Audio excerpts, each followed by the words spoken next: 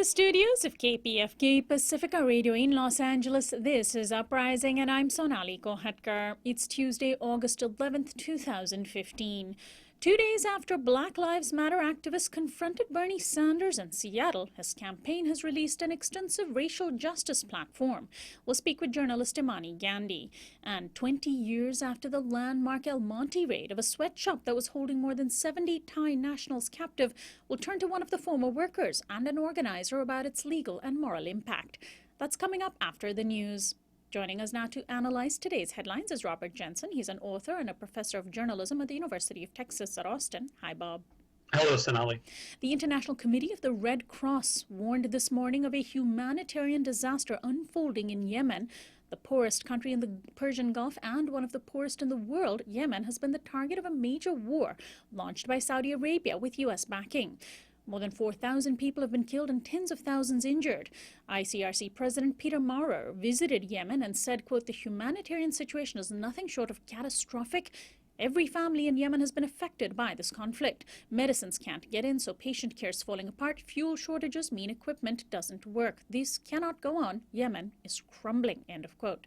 The Red Cross's warning came a day after Doctors Without Borders released its own assessment of the country, saying that the blockade imposed by the war is causing dire shortages. Patients in desperate need of treatment are flooding hospitals that are unable to cope, and diseases like dengue fever are spreading. Well, Bob, do you think do you link the horrific reports of civilian suffering in Yemen to U.S. policy under Obama? Shouldn't this be part of his foreign policy legacy? Well, in some sense, everything that happens in the Middle East is a result, at least in part, of U.S. foreign policy, given our dominance over the politics of that region over the last 6-7 decades. So yes, we have a role there. The role here, I think, relates to Saudi Arabia. There are two other major players in Yemen. That's Iran supporting the Houthis, and of course Saudi Arabia actively against them. And the United States has some leverage with Saudi Arabia. It seems to me that, although it sounds a little idealistic, there's never been a better time for a regional peace conference in the Middle East, where the U.S. puts its prestige on the line, dealing with Iraq, dealing with Syria, dealing with Yemen, all at the same time, and the United States finally using the leverage it has. It's idealistic, it's perhaps unrealistic, but it's the place I think we should be heading. And a year after the shooting of 18-year-old Michael Brown in Ferguson, Missouri, the predominantly African-American city is once again the site of major protests and arrests. The St. Louis County Executive declared a state of emergency, and nearly 24 people were arrested last night, although Ferguson police have assured the media that last year's heavy-handedness would not be repeated. Still, the city is reeling from the police shooting of a young black man over the weekend. Mr. Tyrone Harris Jr. remains hospitalized after surgery. And in Arlington, Texas, the community there is demanding answers over the fatal police shooting of 19-year-old Christian Taylor, an African-American college football star. Police yesterday released an audio recording of the encounter, hoping to quell rumors. Taylor was shot while inside a building. Police were apparently responding to a burglary call. The officer in question has been placed on administrative leave. Well, Bob, it seems as though the number of police killings of unarmed African Americans has not slowed down despite the increased awareness. What good is awareness if cops continue to act with impunity? Yeah, awareness is good. Body cams are good. Cell phone video is all good at establishing the facts. But I think what we're really talking about is, does white America care about the facts? You have a young African-American man in Arlington. He's burglarizing or committing some kind of mischief at a car dealership. Until white America says, okay, that's not the basis for shooting a person, I don't see a lot of change coming. And that goes to an even larger question of what are police for? I think white America not only has to recognize the racialized disparities in policing, but really think about, what is a police force for? Is it an occupation army of sort to protect those of us with some sort of privilege? Or is it part of a community? This is a big conversation that needs to happen, not only around race, but about cops in general. And finally, Democratic presidential candidate Bernie Sanders has racked up another major win. The National Nurses Union has just decided to endorse Sanders. The union represents 185,000 nurses around the nation. In a statement released yesterday, Roseanne DeMoro, NNU executive director, said, quote, "Bernie's issues align with nurses from top to bottom." Sanders has continued to draw record-breaking crowds to his rallies, despite how early it is in his campaign. On Sunday, he attracted an estimated 30,000 people in Portland, Oregon, and last night Friday in Los Angeles, 27,500 people showed up to hear him speak. Sanders has faced criticism from the Black Lives Matter movement for not making racial justice a priority, but yesterday his campaign released an extensive racial justice platform. Bob, in a few minutes we'll do an extensive interview on the issue of Black Lives Matter and its tactics, but I'd love to know from you what you make of the NNU endorsement. The National Teachers Union decided to stick with Hillary Clinton. Well, anytime a major union breaks with the Democratic Party's power structure, that's a good thing. The possibility of an independent union movement that doesn't simply genuflect in front of major Democrats is all to the good. In a sense, this may sound a bit odd, but I think the Bernie Sanders campaign, as it goes forward as if it can win, should really start thinking about what happens when it loses. I don't think there's a realistic chance that the Sanders campaign is going to succeed, but that makes it all the more important that what Sanders does when he finally has to drop out of the race. Does he simply endorse any Democratic candidate, as so many of the left and progressive Democrats have done in the past, or does he really think about what it means to help build a movement? The Nader campaign failed at that. The Kucinich campaign failed at that. All of the challenges have failed. And I think Bernie Sanders' greatest contribution might be to think like the organizer he was back in the old days.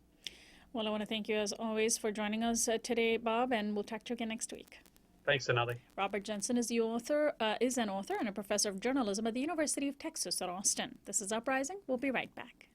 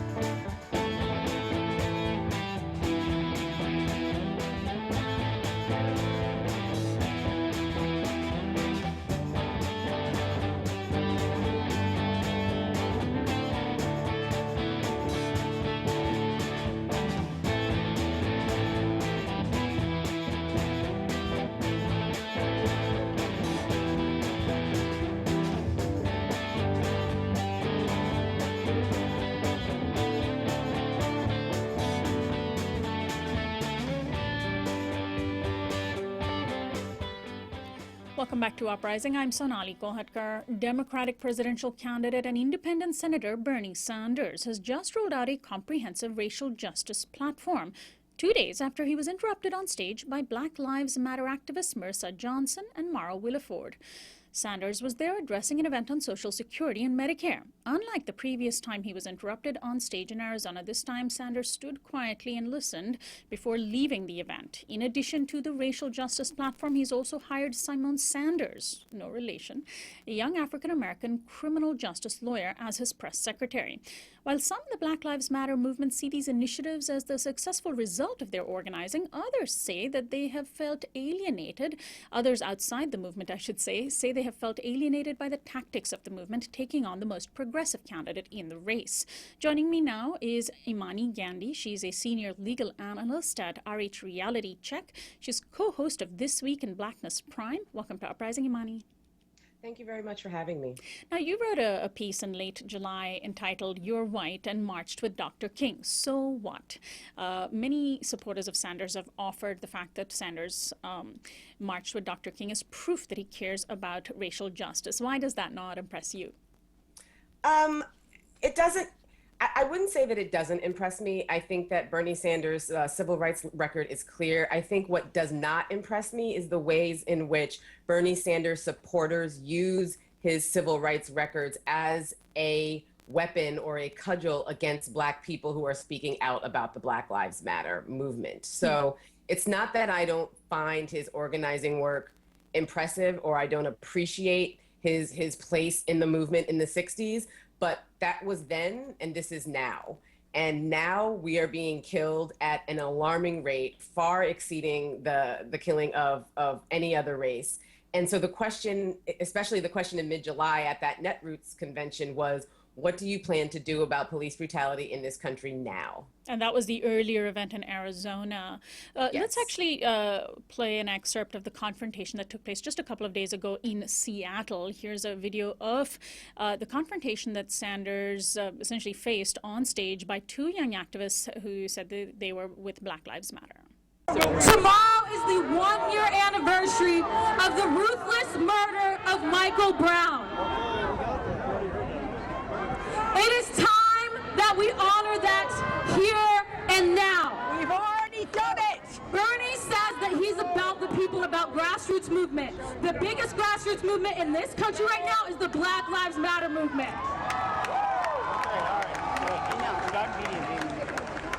So right now, we are going to honor this space, and we are going to honor the memory of Michael Brown, and we are going to honor all of the Black Lives Lost this year, and we're going to honor the fact that I have to fight through all these people who said, my life matters. And that was just a part of the confrontation that Sanders faced by two activists with Black Lives Matter a few days ago in Seattle. How important was this confrontation, Imani? Do you credit this kind of tactic do you see the racial justice initiative that Sanders released as a result of this kind of tactic? Absolutely, without a doubt. I think that it is clear that the Black Lives Matter protesters had a strategy, and their strategy was to protest not just Bernie Sanders. And I think where a lot of people are getting a little bit confused is that they seem to think that these women, these Black brave women, are protesting Bernie Sanders. They're really protesting the progressive movement as a whole. So I think especially on Saturday, and we spoke with Marissa Johnson, Elon James White and I spoke with Marissa Johnson. It was the first media interview that she gave yesterday. And she explained why it is that she did the protest the way she did and when she did. And it's because a lot of Bernie Sanders' rallies have been predominantly white. There has been a sort of schism that has been, there's been a schism in the progressive movement between, I think, white progressives, or I should say non-Black progressives, and Black progressives. And I think the issue has been, how do Black people get white progressives, non-Black progressives, to understand that the Black community is in a state of emergency? We are in crisis. And I think that there are a lot of people who think, well, yeah, I support the Black Lives Matter movement, but, and then they start to disagree with tactics, and they don't like the tone of these Black women, and they think, well, why are you only protesting here? Why aren't you protesting there? And it's sort of, I think, brought to light a lot of ugliness and a lot of racist rhetoric and a lot of violence that has been meted out against these activists. We spoke with Marissa, and she said that she was really alarmed and taken aback by the amount of violence that she encountered at that rally. She said when she went on stage, every person on stage put their hands on her. She said Bernie Sanders was not part of that violence, but his organizers were. And certainly the people who were screaming and yelling at her, booing her, saying that she should be tased, that she should be arrested, saying that we've already supported you, what more do you want from me? That's the sort of racist rhetoric and violence that the Black Lives Matter movement is trying to shine a light on, especially when it comes to non-Black progressives. Now, I know a lot of folks are going to get a little bit antsy when they hear me say the term racist, and I want to be clear. I am not accusing, and I believe Marissa said she was not accusing everyone in that crowd of being racist. But if the first thing that you hear when someone is yelling and screaming for their life, and when she said something about all of the screaming racists, and that set the crowd off because there were a lot of white folks who thought that they were talking about her. And as Marissa explained, if the first thing that you think about when I am talking about my life matters and racism in this country is that it's an attack on you, then you're a part of the problem. Because the people who are the true allies, the people who are in the trenches with Black people, with the Black Lives Matter activists, they understand that the movement isn't about them. It's literally about Black lives. What do you make of the fact that one of the activists, I believe it was Marissa, is now being identified as a, quote, radical Christian and former Sarah Palin supporter? I think it's outright slander, and I think it's beneath progressives. It really is. I find it profoundly depressing that we as a progressive movement are supposed to be this big tent coalition, right? And so we want to welcome people who may have been Republicans, may have been libertarians, may have been grown up with racist relatives or whatever. We are a big tent. The root of the word progressive is progress. So if someone was a Sarah Palin supporter in 2008, why shouldn't she be welcomed to our party? Why shouldn't she be allowed to speak? We should be welcoming those people. And specifically with respect to Marissa, she explained all of this on our show yesterday on This Week in Blackness. Both of her parents are Tea Partiers. So she grew up in a very conservative environment. Now, she has since shed those politics. When I believe the Facebook status that people have been passing around on blogs that show her talking about her Sarah Palin pin was when she was 17 years old. Wow. She's now 24 years old. So she has grown and changed since then, and she is now a Black progressive. Now, is she a radical Christian? She's an evangelical Christian. She spoke about this yesterday. She's an evangelical Christian. There are a lot of Black people that are very religious. Now, evangelical Christian, Black Christianity is very different from right-wing dominionist Christianity. So I think there are a lot of people who I think have a fundamental disrespect for Black Christianity, for religion in and of itself. And that's just fundamentally anti-progressive to me. So, I mean, even if she were still a Sarah Palin supporter, even if she were a Sarah Palin supporter 5 minutes before she walked on that stage, that shouldn't matter because the Black Lives Matter movement is beyond partisan politics. So let's talk about the fact that it is still very early in the presidential campaign, well over a year before the election. And you wrote in your article about Sanders, there's still time for him to get it together. That's the beauty of primary season. This is a time when voters expect candidates to address their concerns.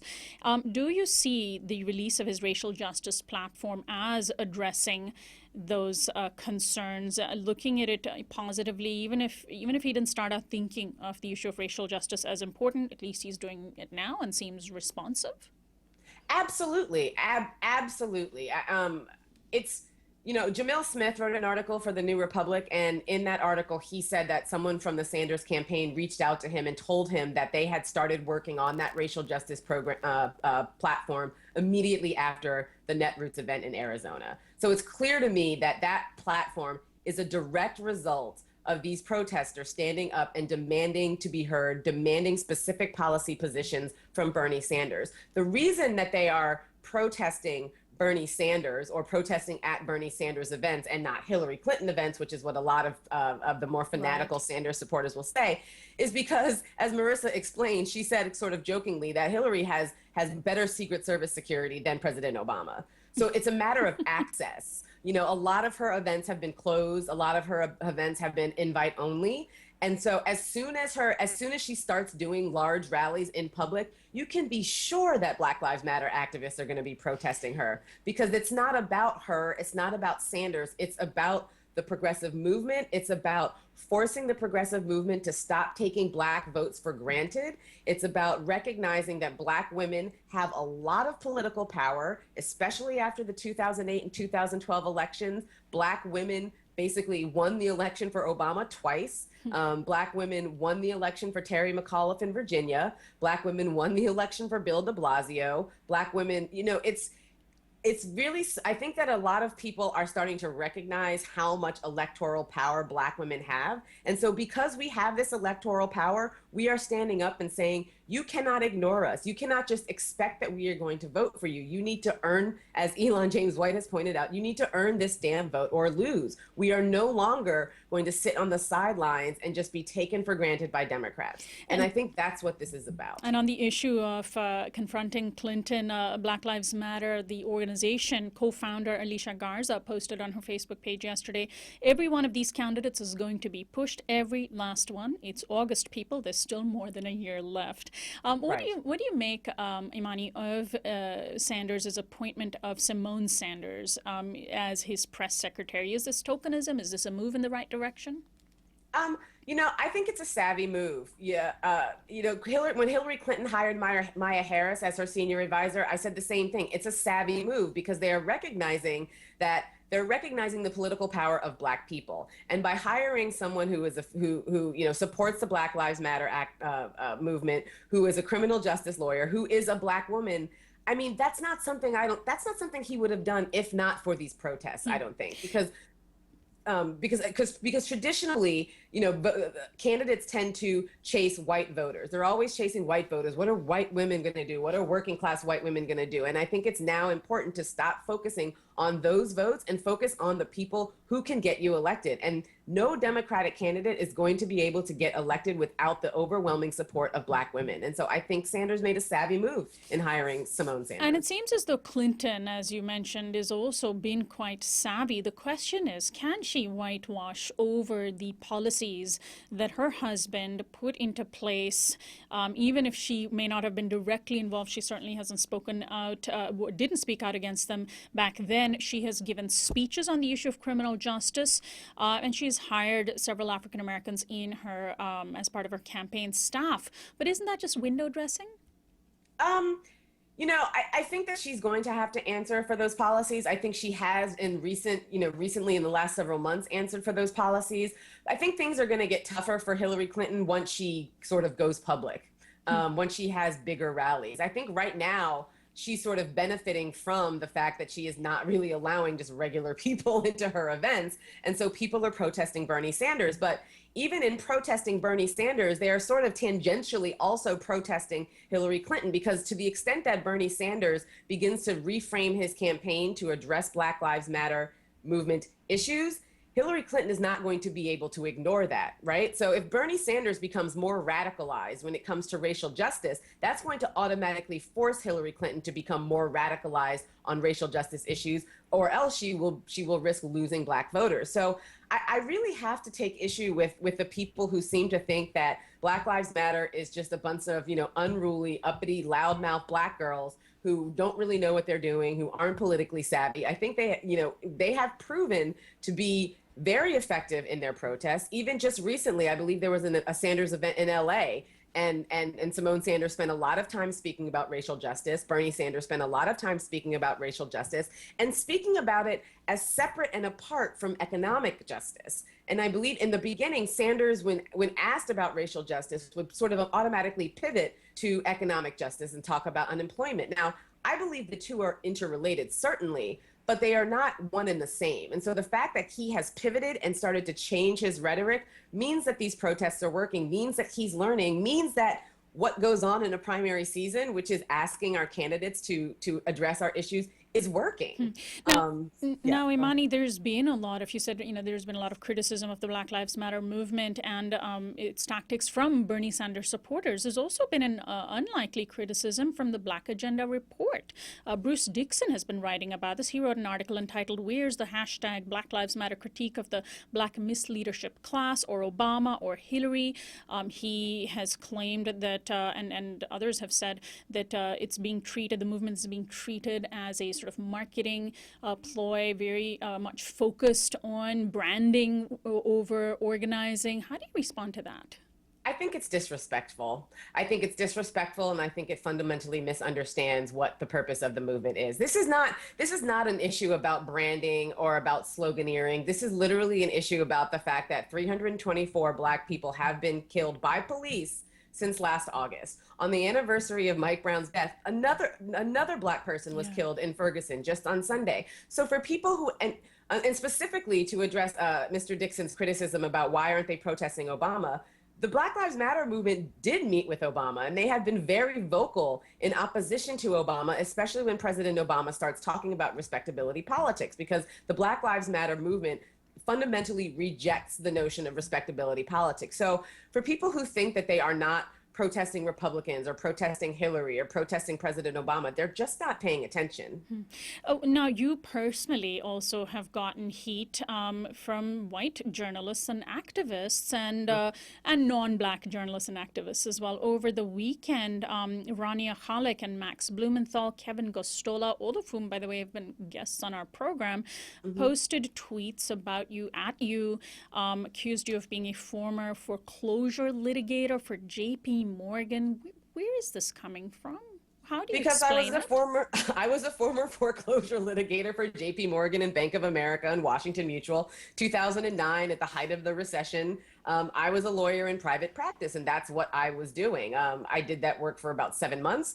I primarily did loan modifications under President Obama's HAMP program, but I am actually confused as to why these people continue to attack me, except for I just think that they don't like me, which is fine. I don't need to be liked by anyone and by everyone, but I think, I think what applies to Marissa Johnson and her support of Sarah Palin also applies to me. The Right. progressive movement is about progress. In 2009, I was doing very crap work for a firm at a job that I could not stand.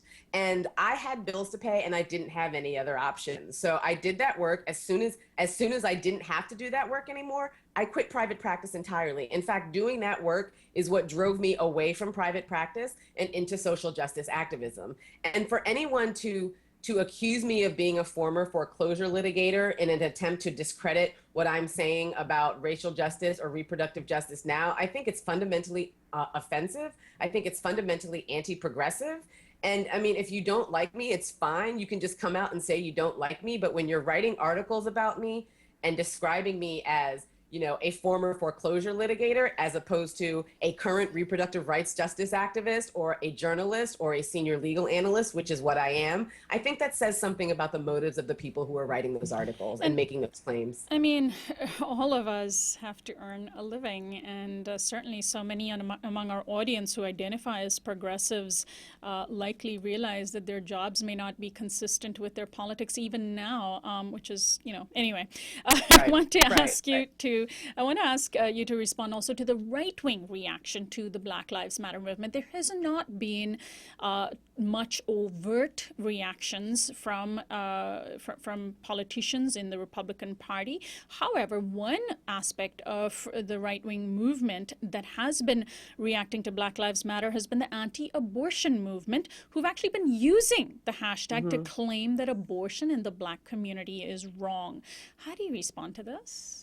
And can you also explain how they're using it, by the way, for our audience? They're using it by saying things like hands up, don't crush, or Black Lives Matter, even in the womb. And it's just, it's part of this tactic that has existed for years, at least since 2011, when we saw billboards erected in Black communities that read, the most dangerous place for a Black child is in the womb. And so what that does is it strips Black women of their agency. It strips Black women of their right and their ability to control their own production. And it treats Black women as if we are stupid, as if we don't know what's going on. And it's also fundamentally just abhorrent to claim that in a time when Black women are out on the front lines in the streets protesting not just their lives, not just saying that their lives matter, but that the lives of their children matter. I've spoken with women who say that they are terrified of Black women who say that they are terrified about raising children in this country because they are afraid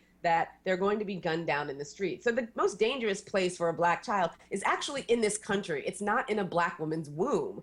I think that, the anti-choice people will take any social justice issue and pervert it and twist it to suit their own purposes. I don't think for a second that they truly care about Black women or Black babies or Black fetuses. They just use us as a weapon to promote their fundamentally anti-choice agenda. I think it's really shameful. I think that they need to understand that Black women are people. We are people who can make our own decisions. We are people who have controlled our own reproduction since the days of slavery, when we had to, because every child that was born to us was not ours to keep, but was immediately sold off into slavery, purposefully sometimes, just to keep the Black women in check. They would literally sell Black women's children to another plantation just to make sure that the Black women weren't too happy or too uppity. So it's really, in the historical context, I think that sort of anti-choice sloganeering, that co-opting of the Black Lives Matter language is just really repellent. Well, Imani, I want to thank you so much for joining us today. We'll post a link to your work from our website as well as to your Twitter feed later. Thanks so much. Thank you so much. Imani Gandy is a senior legal analyst at RH Reality Check, co-host of This Week in Blackness Prime. This is Uprising. We'll be right back after this break.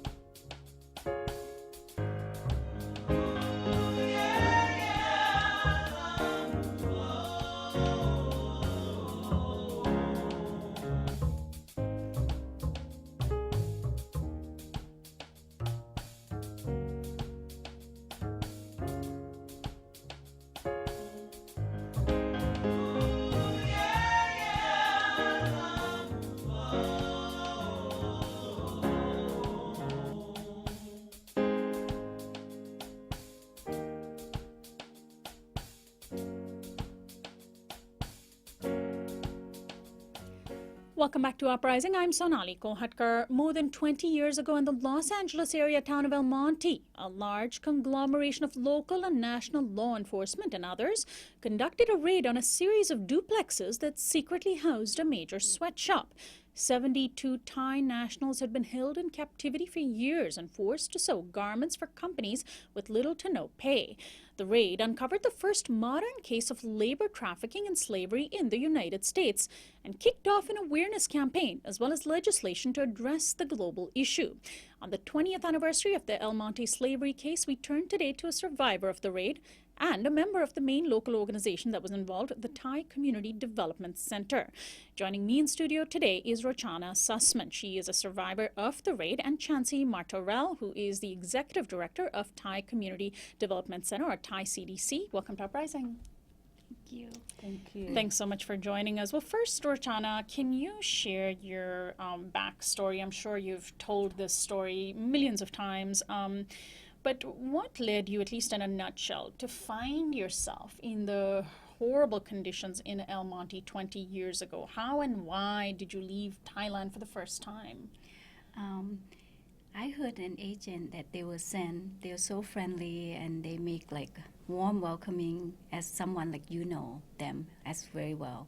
So like they will offer such a higher pay money at that time. It was like, my gosh. I got paid so little, like about $300 a month. They offer me like $1,000 to $1,200 a month. So you were struggling financially? Financially a little bit. First thing I was thinking about my children education and my family. We're farming, we struggle a little bit. So I decided, well, you know, for that sake, I should find more money for my kids. I don't want them to have less education than myself. So I want them to have more education and my farm will be developed and doing well. So you were essentially lured onto or promised a job. You boarded a plane, and then when you arrived in Southern California, what happened? We were picked up from the airport. What we can see was just the airport, and then we were brought to the compound, 7-unit compound in El Monte. And we were there, never leave, and we were locked up at night. They used the key to lock the door from the outside, and just in case an emergency fire get caught in a fire or something, we probably will be dead. And then in my room, I share with other 9 people who slept in the same room with myself. And then we would have to work from 7 to 1 a.m. in the morning, average daily, which is no day off, which is once a month they let us have a day off. So 7 in the morning to 1 at night. Yes. Wow. Yes. Chansey, let me ask you how your involvement happened. I understand that you were actually there on the day of the raid, and law enforcement and other agencies approached you when they heard that this particular sweatshop in terrible conditions was operating. So what sort of led you into this story? Sure. We were visited by Deputy Labor Commissioner T.K. Kim at our office on August 1st, the day before the raid, who came to meet with me in 1995, who came to the office and asked about Thai CDC participating in this multi-agency raid the next day, August 2nd, 1995, and made me aware of 6 dozen workers being held against their will in captivity in virtual slavery. Now, at the time, Thai CDC had already been championing workers' rights and immigrant rights, and we were aware that there are such things as underground factories and sweatshops. But from what T.K. Kim had described to us, it was very atrocious that they were actually confined behind barbed wire, and on the premises were 24/7 armed guards. And so we decided that we would be participating in the raid, and our main task would be to go in to not just help liberate the men and women in that clandestine makeshift factory, but also to really finally provide them with the care and all of the relief that they needed, but also to really understand what their plight amounted to, and then see if we could help them reconstruct their lives. Roxana, when the raid happened, what did you think was happening? Did you understand what was going on? I kind of understand what was going on because we were threatened by the captor that saying that if we try to escape or something, they're gonna, if we try to run away, we can get raped by black people or Mexican people. Wow. They're not that nice, and then if someone came knock on the door, you do not open the door if they left, if they didn't come to help me. And that what would happen to me after that, because I heard the rumors about how, terrible situation they were in. So, and then at that time when the police came in, it was a huge shock to all of us. So I was hidden in the closet. I didn't even realize that I put on my jeans over my pajama and everything. I don't know. I was in a big mess, and then terrifying and horrifying nightmares, that day. But we didn't know what was going on. Anything happened today is better than we get stuck here. And the people who lured you, they were essentially Thai business people. It was a business owning family, Right. and so they used racist rhetoric to frighten you and did they also threaten your families in Thailand, saying that if you escaped, that your families would be hurt? They threatened the other workers who attempted to escape, but I didn't make any attempt to do anything or to challenge them. But the message was really clear. If we have done something to try to get their family in trouble, they would definitely do something to our family. And Chansey, what did you encounter then on the day of the raid? Were you horrified by what you saw? I was horrified because the fact that the workers were heaped on these indignities and intolerable conditions, they had lived in just the most atrocious conditions.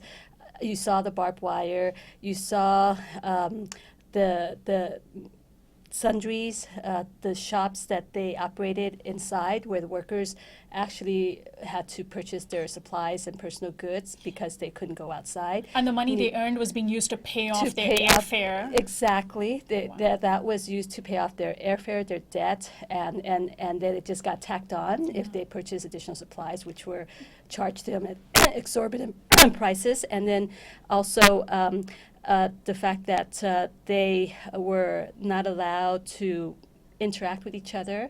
The fact that there was a guard station there on the driveway that would keep 24/7 surveillance. Armed guards? Armed guards. They had weaponry, and also the conditions were just unlivable, unbearable. They were working down below in that makeshift factory in the garage in very cramped quarters. There was absolutely no ventilation. All the windows were boarded up. And they were making clothes for companies, for U.S. companies. Yes, here. that is correct. They were indeed. So what happened after the raid? Because then it wasn't as though all of a sudden it was over, you were free to go. After the raid, I think to some of your surprise, you were then, Roxana, you and your fellow, captives were then taken into immigrant detention, and you were locked up. You exchanged one prison for another. You were locked up by immigration. Can you tell us what happened then? That must have been really confusing. Actually, we didn't know what was going on, but we were there for during the daytime for an interview. What they were deciding what to do with us. They were kind of confused because that was the first case in decades. Never have anything like that after the previous slavery existence. Yeah. So it was just like they didn't know what to do with us. They were not sure what they want to do. They were sending us to the detention center in the San Pedro. It's the island. So it was back and forth, daily basis. It's just like a prisoner. So, and at least 9 days, in that trauma and undecisive, and they decided, then we'll be because Philip Bonner was suggested to them that we should be a material Witnesses in the case In that the would case. be prosecuted afterwards. So, Right. and Chancey, let's follow up with you on that. This was the first time, because this was such a historic case, it was the first time in sort of modern day U.S. that a case of trafficking and slavery was going to proceed based on this particular raid. And the authorities didn't know what to do with these 72 people. What would have happened to them if they had just been sent back to Thailand? Oh, the threat of retaliation was very real. They would have been sentenced to death if they had been deported to Thailand, because the two of the suspects had evaded arrest And had among escaped that to family and Thailand. had escaped to Thailand and knew where their homes were, their families and their homes. So the threat of retaliation was very real. There was no way that we would have wanted that to happen. And so our campaign was to really help the workers understand their rights that were very fundamental, that they needed to really understand that in the outside world, beyond the prison walls, that they can assert and pursue justice, assert their rights and pursue justice, and seek accountability from the corporations and the manufacturers, but also find redress and restitution at the end if they would be able to see themselves no longer as slaves, but really as agents for change. And so there was some sort of uncharted legal territory that you and your colleagues were charting to find a way for these 72 people to remain in the country, right? And how did that then impact sort of future cases? Well, absolutely. It was totally uncharted territory at the time, being that's the first case of modern-day slavery at the time. It was a wake-up call to the world that slavery and modern-day In the slavery United in States. particular and human trafficking exist in our midst and could be found right in our own backyards. And yet there was no remedy or protections at the time for victims of trafficking or modern-day slavery. We were fortunate enough to actually work with a special agent immigration who was a renegade agent, believe it or not, contrary to what we were used to dealing with in immigration, who actually understood He was the sympathetic. workers and very sympathetic and understood Thai culture because he lived in Thailand. And so he understood their plight and sought the S visas, which was available at the time for drug traffickers and snitchers in drug trafficking cases who served as witnesses. So that was a And clever use of the law. It was a clever use of the law to see that they be given these S visas if the quota was not out yet for these S visas, and that's what kept them in the country and allowed them, after 3 to 5 years of continued presence, to adjust to permanent legal residency and avoided deportation completely after their case was successfully prosecuted criminally. Roshana, what were those few years like after it was determined you could stay in the United States? And what was the case like? Because it was a long, drawn-out case that then was successful, which also, of course, set a lot of precedent. But what were those first few years like for you? Oh my God, I have to learn a new culture, and also along the way. And a language? In a language as well, the understanding and how we have rights in this country, but we have to speak up for ourselves. That's why I became a spokesperson. And every weekend we have to plan that when we're gonna protest or picketing or press conference or meeting with a group. So to remind everyone, let's not forget about our case. You know, this is our modern day slavery. You should not forget. You should support us. You should witness it and then be part of this. I can't do this alone, you know, unless all of you would come out and support this, you know. So, and that's how we won our case. So it's since a long-standing fighting for many, many years, you know. It was tiring, but I can't stop then because I have to continue to let people know, to let people hear about it and speak up about everything that I experienced. It was a trauma. I do not want anything like this to happen to anyone in our society and in our country, our great nation. So that's how I believe That's what I did. And Chansey, what was the outcome of the case? Several people who were arrested, the ones that didn't manage to evade arrest, were essentially imprisoned for several years. That is correct. They pled guilty and were sentenced between 5 to 7 years, depending on their role in the case and how they treated the workers. Auntie Suni, the mother of the 7-member family, 5 of whom were arrested, actually received the harshest sentence, 7 years. And then after fulfilling that sentence, they were all deported back to Thailand.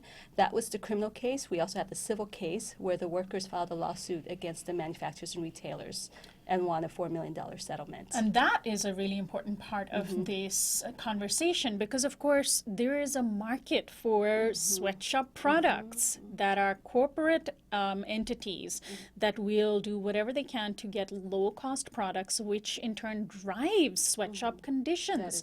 So you won a $4 million settlement from these companies. Are any of them still around, or do they all go out of business?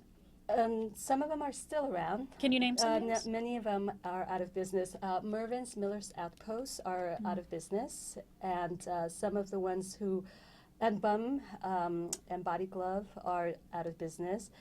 Clio, Fellini, Tomato, those may be in business.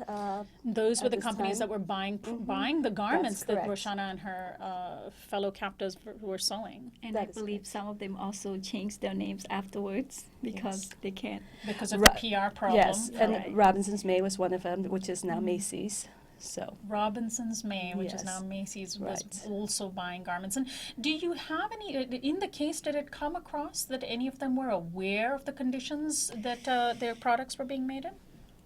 They claim not to, but they were just turning a blind eye because the shop were producing volumes and volumes of garments that could not have been produced by the Latino workers who were working in the front shop that really hid the clandestine shop where these 72 Thai nationals were working in.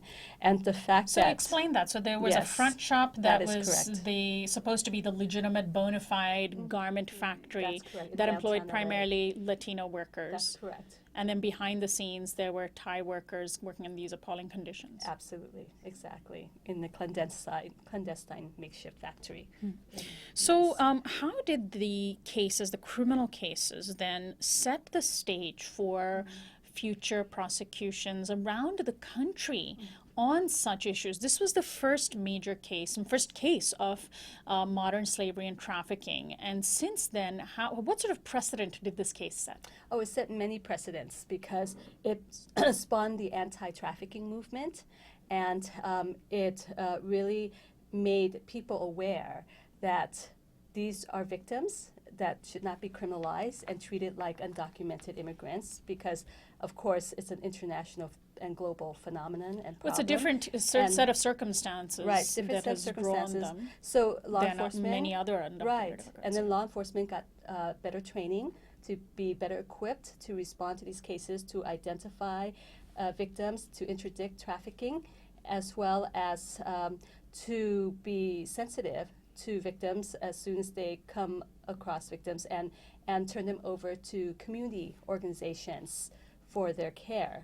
And it also led to the founding in 1998 of the Coalition to Abolish Slavery and Trafficking, which Thai CDC co-founded, that not only provide a continuum of care network for victims of trafficking and started the first shelter for victims, but continue to train law enforcement and also continue to educate the public about this pernicious problem that continues unabated, and also that continues to advocate for policy changes. So in 2000, Congress passed the Trafficking Victims Protection Act as a result that tries to combat human trafficking, prevent human trafficking, monitor human trafficking, and protect victims. This, again, I feel like it's important to go back to the fact that there is a demand for low-cost products that, of course, Congress and others don't address, that there's a consumer demand and a corporate demand for, if the sweatshops aren't here in the United States, they're in Thailand or they're in Bangladesh, where workers are, forced to work under similarly horrific conditions. And that's the broader context of all of this. Yes, and this is exactly what we are trying to tell the world when we speak up on the issue of, of human trafficking, modern day slavery. The Monte case really is the first labor struggle of global proportions. Our city has seen it proved that if capital could redraw the old boundaries in its favor, so could the people. And so we really were challenging global capitalism, and we continue to do so because these cases really stem from the fact that you have a supply chain, right, that goes back to slavery, and it's slavery tainted. If consumers are not aware of the products that they're purchasing, then they may be actually complicit in allowing slavery to occur and continue. And so as a result, the Coalition to Abolish Slavery and Trafficking, with support from Thai Community Development Center, campaigned for the supply chain bill, which got passed a couple of years ago in the state of California, whereby businesses doing $1 million of business in the state of California will need to show their supply chain and determine to the state of California whether any of it is slavery tainted. Then they cannot really practice business here. addressing the broad issues. Roshana, I want to ask you, you started out saying that one of the things that drew you to the United States and you were lured into the situation that you found yourself in because you had children, because you were worried. What happened to your children? They were reunited with me after 6 years. I haven't seen them. So they came and they live with me now. So you went for 6 years without seeing them. And Without actually, we seeing should even them. step back. How many years were you held captive in the sweatshop? I was there only 1 year and 5 months. And some people were there as long as like 7 years. 7 years. So But then- the time that the very critical time was the time that I was arrived in, because 3 months before I came, one person has escaped. So that's led to the story. That's how they discovered that we have a slavery The compound. person who escaped, told somebody who told somebody that finally led to the raid. Right. And so right. several years after that, you were 7. reunited with your children? Yes. I haven't seen them for 6 years, ever since I came to United States at that time. So, and then they live here in United States now. They live here with They you? live here with me. Yeah. So they've been here. So for over 15 years, I say. So this happened 20 years ago, but Right. I can imagine that the trauma of going through what you did and what the 71 other people did never really goes away. no, but one thing that we can do is that we keep our eyes on. You always investigate. Like I see someone who clean my table, I would try to speak to them, and do you get paid well? On my clothes, I always go up online where they make this stuff, or try to be aware of, sometimes things low cost, a good thing that low cost, but sometimes you support the low cost, you might support slavery. Someone who can be the chef, the food that you eat when you go out to the restaurant. I always ending up and bumping into someone. I always investigate. You get paid well. You here illegally, or you have your ID with you, or something like that. Because my previous experience have taught me that all my identification were confiscated.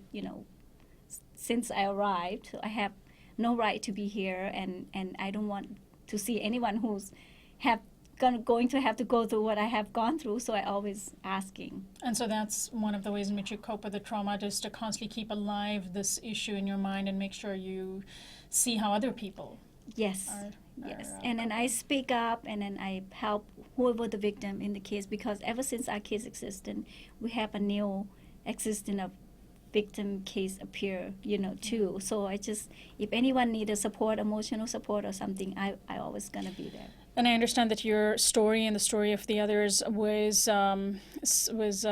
shared in a play called Fabric that was written some time ago, has been showing at the Pasadena Playhouse for our Southern California audience.